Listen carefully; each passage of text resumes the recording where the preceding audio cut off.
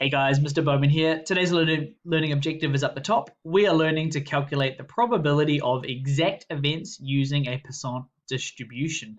And I've underlined that word or that phrase exact events because it is a really important concept for this video. So up the top, I've also got a picture of a tsunami because tsunamis are going to be the focus of our work today. So when researching about tsunamis, I learnt that there was a mean or an average of 7.8 tsunamis per year. And what I want to note is 7.8, obviously that's the mean, and we've also been given our interval as well. And I want to get into a couple questions that utilizes that. So you will need your graphics calculator handy, and we're going to run through a couple of events. So the first thing to know is an exact event, we will be required to use the PPD mode of our calculator. So if you need help with that, you do need to watch the video on how to use a graphics calculator for exact events. And the PPD mode of the calculator, it requires only two inputs. You need to know the X value and you need to know the average for the interval given. So those are really important for the intervals given. And if you know or can decipher those two things, you will be able to calculate the probability of an exact event. So let's go through an example. So question 1, what is the probability of there going to be exactly 5 tsunamis? I'm just going to write TS dot next year. So what is the probability that there's going to be 5 tsunamis? So the first thing we need to know is X is 5 because we are interested in exactly 5 tsunamis, not 4, not 3, not 2, but exactly 5. And the mean, well, that's going to be 7.8 because we were given that before. If you plug that into your graphics calculator, you would have got a probability of 0.09858123. So that means probability of there being exactly 5 tsunamis. So that's what that means, exactly 5.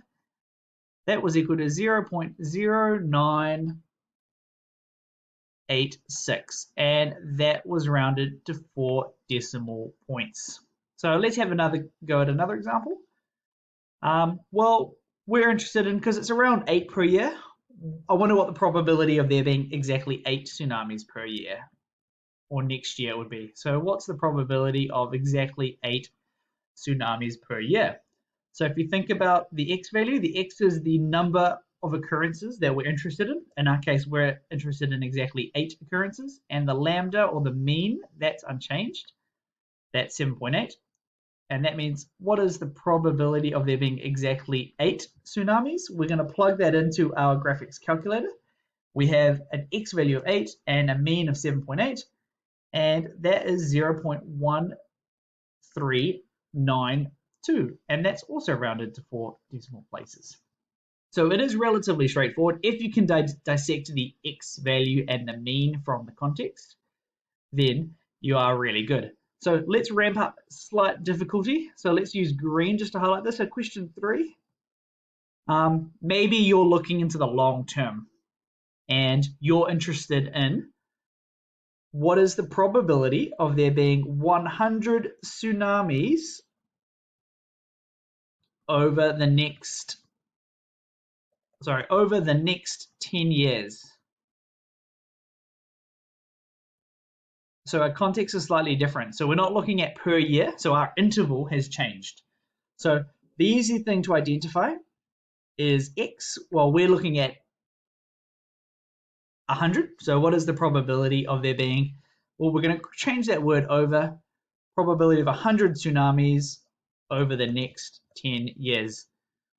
So what we need to do here is, the issue is that 7-point average, that relates to per year. So we're going to need to change this to 10 years. So if we times that by 10, we would get an average of 78 per 10 years. So that means our lambda needs to be 78. And really important, do not divide the tsunamis by 10 to get 10 per year because that will affect your calculation. So make sure you change your lambda for the interval that you are looking at.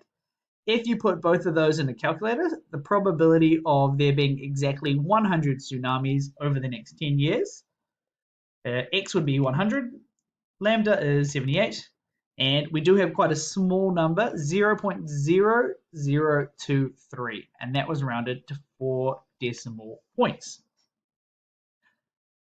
Just to recap what we've done today, so we're calculating the probability of exact events. That's when we're looking for one number, or our x will always be equal to one number. In our graphics calculator, we must use PPD mode, and I do want to note we will eventually we'll eventually figure out how to use the PCD mode, but we're currently focusing on the PPD mode. And you only need to know 2 calculator inputs for that. You need to figure out the x, and you need to figure out the lambda or the average. And the final point to note, if your interval is different, so we've gone from 1 year to 10 years, you will need to change your mean for that new interval. So we've increased our mean from 7.8 per year to 78 per 10 years. Okay, hopefully you found this video useful. Don't forget, do click the link in the description below to understand or to see how the graphics calculator does use these questions. All right, let's go.